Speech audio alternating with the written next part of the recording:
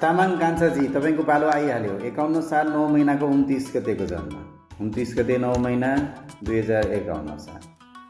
समय 3:46 जाँदा बिहान रहेछ, 3:46 जाँदाको जन्म। बाबाट राशिको नाम आउँछ। जन्मथलो इलाम हो, राशि वृष हो। कस्तो छ ग्रहहरू भन्नुभएको होला होइन, हेरिदिनु पर्यो। गुरु हाल कर्म ठाउँ कतारमा छु भन्नुभएको रहेछ। तपाईँलाई धेरै धेरै आशीर्वाद छ बाबु। ग्रह दशा राम्रो नराम्रो जस्तो चले पनि उपाय गरेर अगाडि बढ्नुपर्छ। उन्नति प्रगति भने अवश्य गर्नुपर्छ। जिन्दगीमा सङ्घर्ष गर्नु नै जिन्दगीको एउटा बाटो हो। तर पनि त्यसको लागि तपाईँका ग्रहका योग कस्तासम्म हेर्दैछु। 32सम्म राहु ग्रहको दशा रहेछ। तपाईँको राहु अलि राम्रो छैन, कमर आँखा र दाँतमा समस्या दिन सक्छ यो राहु ग्रह। राहु त्यति राम्रो छैन, बिर्सिनी बानी गराउन सक्छ।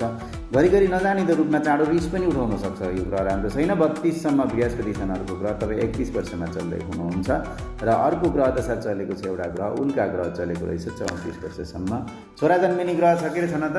छोरा चकचके हुने छोरा जन्मिने ग्रहको योग छ, तर घरमा अलि अशान्ति हुन्छ। मम्मीको स्वास्थ्य बिग्रिरहन्छ, मम्मीले नराम्रो सपना देख्नुहुन्छ, घरमा सामान चोरी भइरहने हराउने योग परेको छ।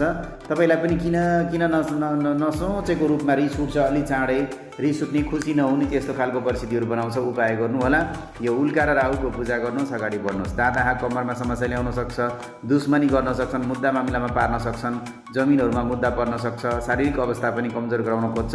उल्का र राहु दुइटै ग्रहको पूजा गर्नु है। तपाईँलाई धेरै धेरै धन्यवाद छ, आशीर्वाद छ।